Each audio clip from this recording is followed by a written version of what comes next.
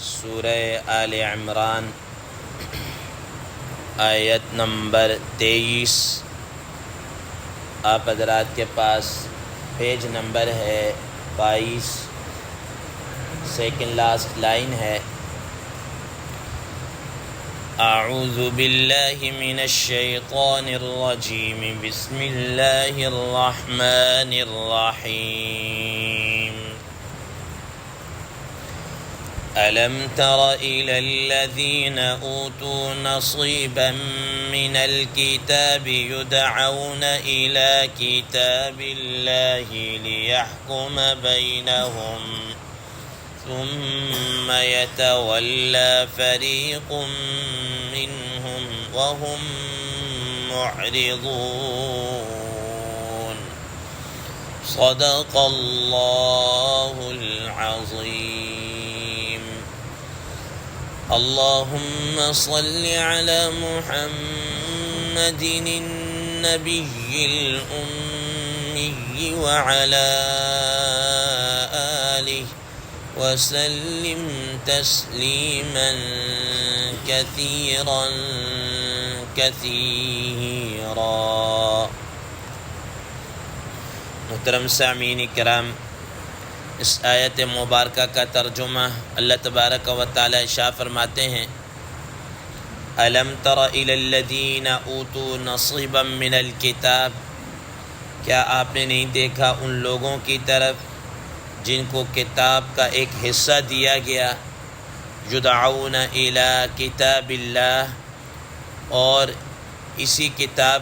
اللہ تعالیٰ کی کتاب کی طرف ان کو بلایا جاتا ہے، لیحکم بینہم، تاکہ ان کے درمیان میں فیصلہ کر دے، ثم یتولی فریق منہم، پھر ان میں سے بعض لوگ یا ایک گروہ ان میں سے منہ پھیر لیتا ہے، انحراف کرتا ہے، وہم معرضون، اور وہ اس سے اعراض کر رہے ہوتے ہیں، بے رخی کر رہے ہوتے ہیں۔ محترم سامعین کرام، ما قبل کی آیات میں جیسا کہ یہود و نصارہ کی خرابیوں کا تذکرہ کیا، خاص طور پر اللہ تبارک و تعالیٰ کی آیات کا انکار کرنا اور حضرات انبیاء علیہم السلام کو شہید کرنا، اور اسی طریقے سے ان افراد کو شہید کرنا جو انتہائی برگزیدہ لوگ تھے، جو دوسروں کو انصاف کا حکم دیتے تھے، یعنی اس وقت کے انبیاء علیہ السلام کے جو حواریین تھی، جو صحابہ تھے، ان کو قتل کرنا۔ اللہ تبارک و تعالیٰ نے ان کی ان برائیوں کا تذکرہ کیا۔ آج کی اس زیر درس آیت کے متعلق آپ یہ سمجھ لیجئے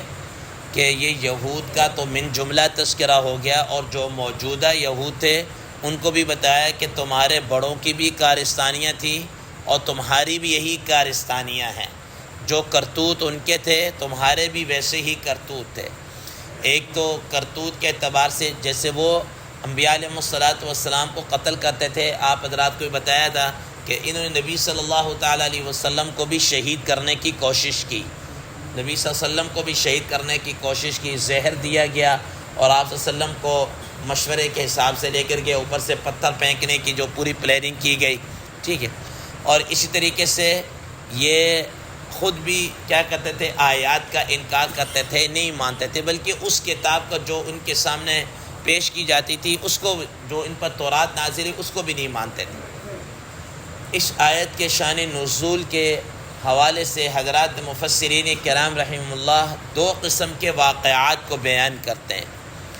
ایک واقعہ تو یہ بیان کیا جاتا ہے،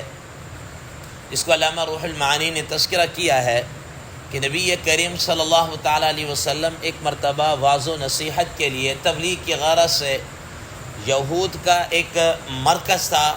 ان کا آپ یہ سمجھ لیجئے ایجوکیشنل انسٹیٹیوٹ کہہ لیجئے، ان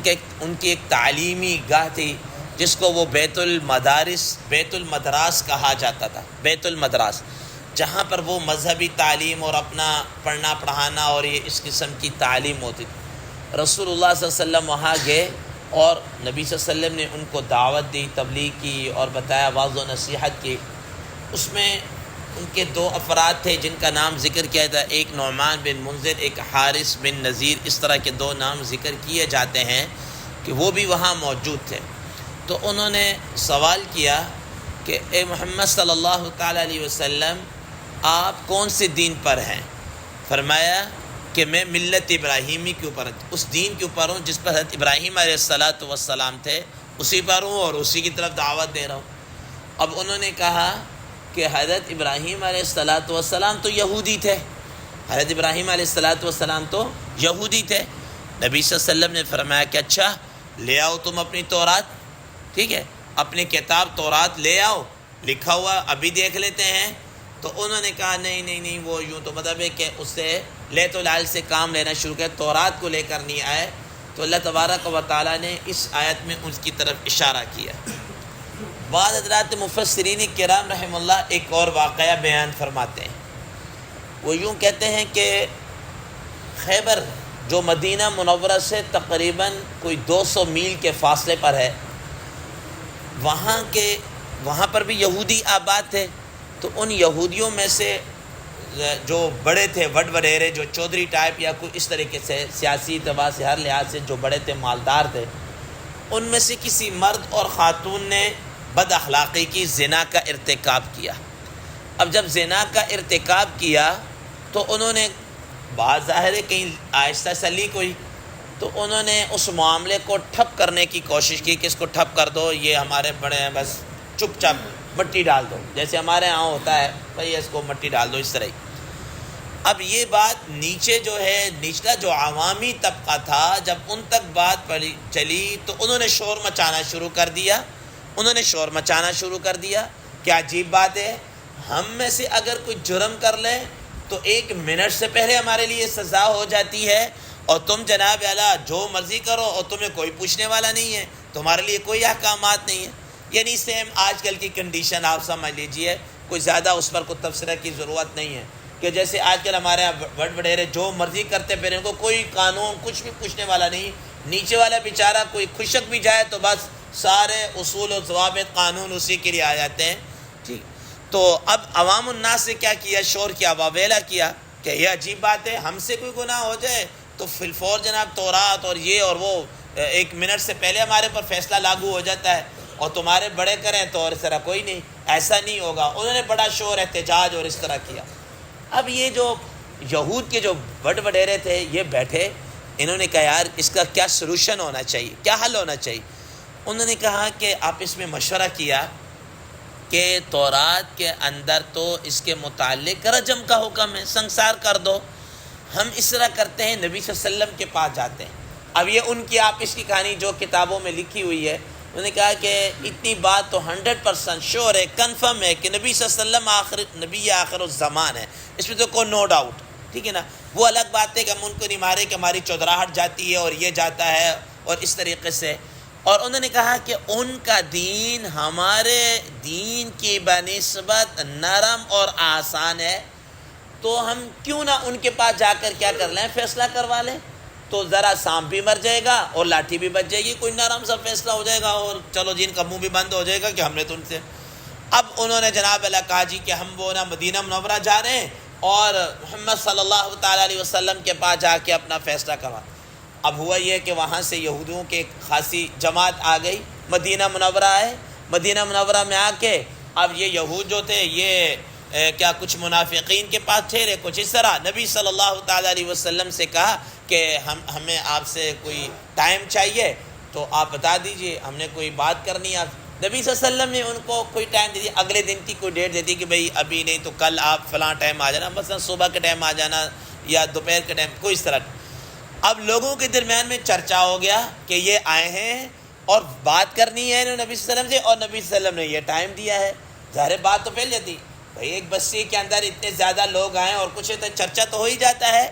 تو ہو گیا، اب نبی صلی اللہ علیہ وسلم کے جو ٹائم دیا تھا اس میں آگے یہود بھی ہیں، منافقین بھی ہیں، مسلمان بھی ہیں، اور دیگر بھی کچھ افراد ہوں گے۔ اب آئے نبی صلی اللہ علیہ وسلم کے پاس، نبی صلی اللہ علیہ وسلم نے فرمایا کہ ہاں بھئی آپ بتاؤ کیا معاملہ ہے۔ تو انہوں نے کہا کہ اس طرح کی بات ہے، تو ہم یہ چاہتے ہیں کہ ہمارے درمیان میں آپ فیصلہ کریں۔ وہ بات بیان کر دی۔ نبی صلی اللہ علیہ وسلم نے فرمایا کہ تم تورات کو لے کر آؤ نا، تورات کے اندر نہیں ہے۔ انہوں نے کہا جی تورات کے اندر تو ہمارے پاس کوئی ایسا واضح حکم نہیں ہے۔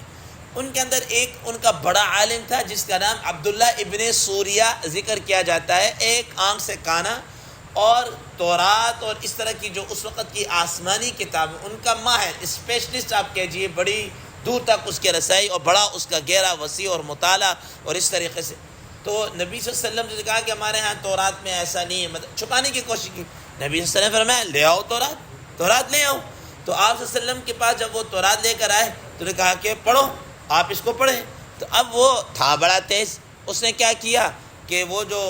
جگہ نکالی جہاں پر رجم کا حکم تھا، پڑھنا شروع کیا، اوپر سے پڑھا، جہاں وہ اصل واقعہ تھا اس کو بیچ میں گول کیا اور 2-4 آیتیں مطلب آگے سے پڑھنا شروع کر دیں۔ میں ایک مثال کے طور پر ذکر کرتا ہوں، ویسے مثال کے طور پر کہ جیسے کوئی آدمی سورہ فاتحہ میں الحمدللہ رب العالمین الرحمن الرحیم مالک یوم الدین، بیچ میں ایاک نعبد و ایاک نستعین اہدنا الصراط المستقیم صراط الذین انعمت، یہ چھوڑ دے اور آگے غیر المغضوب علیہم مطلب پڑھ لے 2-3 آیتیں چھوڑ کے، اس طرح اس نے کیا۔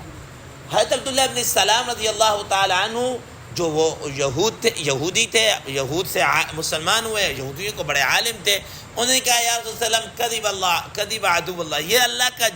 دشمن جھوٹ کر رہا ہے، یہ اس نے بیچ میں اصل بات کو کیا کر دیا، گول کر دیا ہے، ٹھیک ہے نا، اس کو کہیں ذرا ہاتھ شاید یہ بیچ میں پڑھے۔ اور عبداللہ بن سلام رضی اللہ تعالیٰ پڑھ کے سنا، یہ دیکھیں یہ لکھا ہوا ہے۔ نبی صلی اللہ تعالیٰ علیہ وسلم نے فرمایا کہ بھئی یہ ہے اور ہماری شریعت میں بھی یہی ہے، تمہارے شریعت لہٰذا کو رجم کرو۔ چنانچہ روایات میں آتا ہے کہ مدینہ منورہ میں ان کو رجم کر دیا گیا۔ اب جناب اعلیٰ وہ ان کی کیا ہوئی، سکی ہوئی، اور اس طریقے سے اس آیت کے متعلق ان پر کیا کیا گیا، یہ آیت نازل ہوئی قرآن مجید کی کہ الم تر الذین اوتوا نصیبا من الکتاب، کہ کیا آپ نے ان لوگوں کو نہیں دیکھا جن کو ایک کتاب دی گئی ہے، ٹھیک ہے، نصیبا من الکتاب یدعون الی کتاب اللہ لیحکم بینہم ثم یتولی فریق منہم معرضون، کہ ان کو بلایا جاتا ہے تاکہ تمہارے درمیان میں فیصلہ کریں اور وہ اس سے انحراف کرتے ہیں، منہ پھیرتے ہیں۔ محترم سامعین کرام، حضرات مفسرین کرام رحمہ اللہ فرماتے ہیں کہ یہ جو کہا گیا نا اوتوا نصیبا من الکتاب، کہ ان کو کتاب کا کچھ حصہ دیا گیا، اصل تو ان کو پوری تورات اور انجیل جو بھی ان کے تورات تھی پوری کی پوری کتاب دی گئی، لیکن انہوں نے کیا کیا کہ کچھ تورات کا حصہ تو ویسے ان سے کیا ہو گیا، ضائع ہو گیا،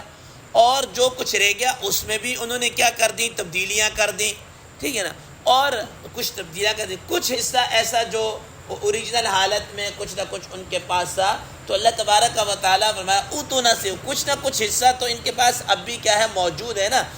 حالانکہ آج بھی آپ دیکھ لیجئے مثال کے طور پر کہ خود ان کے جو بڑے ماہرین ہیں وہ کہتے ہیں، خود یہ علماء ان کے تائید کرتے ہیں کہ موجودہ تورات کے اندر یا تو اس کے اندر کئی ہزار غلطیاں موجود ہیں، کوئی 1 2 4 5 7 10 20 نہیں، ہزاروں کی تعداد میں کہتے ہیں غلطیاں موجود ہیں۔ اور اب بھی جناب انہوں نے تورات اور انجیل کو ایک مکس کر کے ایک بائبل کا نسخہ بنایا ہوا ہے، اور اس طریقے سے وہ آپ حضرات کے علم میں کہ انہوں نے بائبلیں بنائی ہوئی ہیں۔ آج بھی جناب اعلیٰ بائبل کے اور اس طرح کے تورات کے کئی نسخے موجود ہیں، ہر نسخہ دوسرے سے کیا ہے، مختلف ہے، ہر نسخہ دوسرے سے مختلف ہے۔ تو اللہ تبارک و تعالیٰ فرمایا اوتوا نصیبا من الکتاب، کچھ حصہ تو ان کے پاس موجود ہے نا، یدعون الی کتاب اللہ۔ اب اس حصے کو اگر وہ پڑھ لیتے،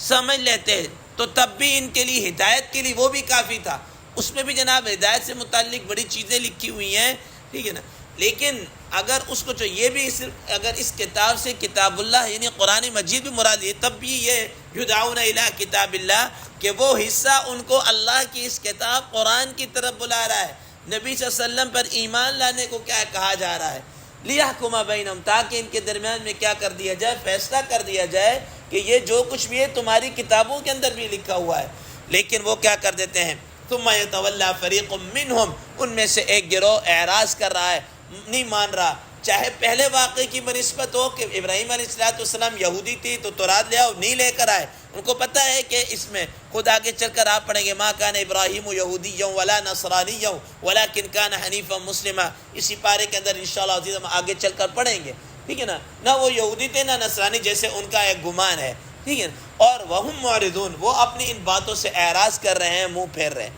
محترم سامعین کرام، اب جب ان کی تھوڑی سی وہ انسرٹ سی ہوئی، سبکی ہو گئی کہ بھائی بات بھی بنی، ادھر سے چل کے بھی کچھ بات بنی، تو اس کے اوپر اب انہوں نے بڑوں نے کچھ باتیں کرنا شروع کی، جس کا آگے آنے والی آیات کے اندر کیا ہے تذکرہ آ رہا ہے۔ اللہ تبارک و تعالیٰ سے دعا ہے اللہ تبارک و تعالیٰ ہمیں اس پر عمل کرنے کی توفیق عطا فرمائے۔ ماں بقی انشاءاللہ کل اس کے متعلق ذکر کیا جائے گا۔ وآخر دعوانا ان الحمد للہ رب العالمین۔